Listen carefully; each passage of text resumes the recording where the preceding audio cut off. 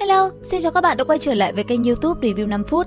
Nếu hỏi ai là nhân vật bí ẩn nhất Chu Tiên, chắc chắn 9 trên 10 fan sẽ gọi tên Chu Nhất Tiên. Có người truyền tai nhau rằng Chu Nhất Tiên là hậu duệ đời thứ 13 của Thanh Vân Tổ Sư, truyền nhân duy nhất của một mạch phái từng biến mất bí ẩn trong số 10 đại đệ tử lừng danh của Thanh Vân Tử. Liệu đây có phải là sự thật hay chỉ là lời đồn thổi vô căn cứ? Mặt khác, không ít ý kiến lại khẳng định Chu Nhất Tiên chính là một vị tiên nhân dáng trần với tu vi thâm sâu khó lường và đạo hạnh vô song, khiến không ai có thể sánh kịp.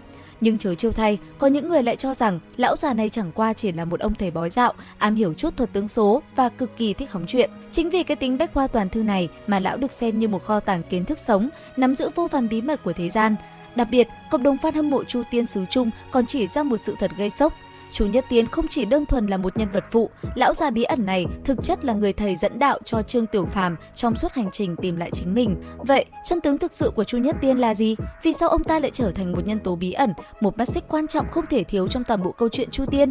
Nếu tò mò thì ngay bây giờ hãy cùng mình tìm hiểu nhé! Đầu tiên, hãy cùng đi sâu vào thân thế đầy bí ẩn của Chu Nhất Tiên. Suốt một thời gian dài, nhiều giả thuyết cho rằng Chu Nhất Tiên chính là Thanh Diệp hay đệ tử mất tích của Thanh Vân Tử. Điều này hàm ý một sự trường sinh bất tử. Tuy nhiên, để bác bỏ mọi suy đoán vô căn cứ này, Nguyên Tác đã cung cấp một dẫn chứng thép không thể chối cãi trong đoạn hội thoại giữa Chu Nhất Tiên và Quỷ Vương.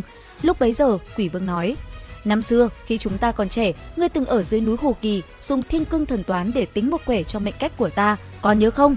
Chu Nhất Tiên sững sờ, ngẩng đầu nhìn trời từ từ đáp: "Ta vẫn nhớ rất rõ, người lúc đó trẻ người non dạ, cái gì cũng nói thẳng với ta, nói mệnh cách của ta sát khí quá thịnh, khắc vợ khắc con, nếu không có thuật phá giải, tất nhiên sẽ giữa đường mất vợ, dưới gối không con. Bây giờ quả nhiên từng cái ứng nghiệm."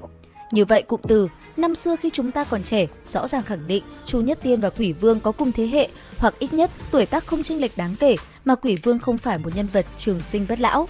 Do đó, Chu Nhất Tiên không thể là Thanh Diệp, người được ghi chép là sống thọ 750 tuổi, hay đệ tử mất tích của Thanh Vân Tử từ hàng ngàn năm trước. Mọi giả thuyết về sự trường sinh hay hóa thân đều trở nên vô nghĩa trước bằng chứng trực tiếp này, đúng không các bạn? Nếu không phải là Thanh Diệp hay đệ tử mất tích thuở Khai Sơn, vậy thì mối liên hệ giữa Chu Nhất Tiên và Thanh Vân Môn là gì? Lời Tiểu Hoàn nói, truyền nhân đời thứ 13 của Thanh Vân Tổ Sư không phải là vô căn cứ. Thanh Vân Tổ Sư có 10 đệ tử và một trong số đó đã mất tích, truyền thừa một mạch sinh biệt. Mạch này qua nhiều thế hệ đã tới Chu Nhất Tiên. Điều này giải thích tại sao ông có duyên phận với Thanh Vân Môn nhưng lại không thuộc chi hệ chính thống hiện tại. Ông là đồng tông biệt mạch, cùng nguồn gốc nhưng khác nhánh. Sau khi nghiên cứu về khả năng của Chu Nhất Tiên, mình nhận thấy 3 lý do chính minh chứng cho luận điểm trên. Thứ nhất, Chu lão đầu tinh thông tướng thuật và độ thuật. Đây là sở trường đắc ý của Thanh Vân Tử Tổ Sư, khả năng xem tướng để phán quá khứ của Tiểu Hoàn và tài chỉ điểm mê lộ về tương lai của Chu Nhất Tiên chưa từng sai sót, chứng tỏ ông được truyền thừa kiến thức sâu sắc. Ông còn tự nhận xem tướng là nói bừa, lừa người, nhưng thực tế lại luôn dùng Tiểu Hoàn để tạo lòng tin trước khi chỉ dẫn chính xác. Điều này cho thấy sự tinh vi và thâm sâu trong cách hành xử của một bậc cao nhân. Thứ hai là sự hiểu biết về thiên thư. Chu Nhất Tiên có thể nhận ra Trương Tiểu Phàm đã tu luyện 4 quyển thiên thư. Điều này chỉ có thể xảy ra nếu ông cũng có hiểu biết nhất định về thiên thư. Khả năng ông đã tu luyện thiên thư quyển thứ 5 hoặc ít nhất là được truyền dạy về nó là rất cao. Minh chứng thứ ba là thái độ của lão đầu này với Thanh Diệp. Người Thanh Vân Môn tôn kính Thanh Diệp vô cùng, nhưng Chu Nhất Tiên lại chỉ cảm thán khi nhắc đến. Điều này hoàn toàn phù hợp với vị thế của một truyền nhân biệt mạch, không chịu ảnh hưởng trực tiếp từ Thanh Diệp, người đã xây dựng nên Thanh Vân Môn hiện tại. Câu hỏi đặt ra ở đây là, nếu Chu Nhất Tiên không phải là Thanh Diệp, vậy có khi nào ông chính là Vô Phương Tử, sư phụ của Thanh Diệp? Đây là một giả thuyết táo bạo, nhưng lại có những điểm khớp nối đáng kinh ngạc. Nguyên Tắc chỉ nói, Vô Phương Tử truyền vị trí trưởng môn cho Thanh Diệp, tự mình đi thanh tu, không còn lo chuyện trong môn phái nữa, mà không hề nhắc đến việc hy sinh của ông.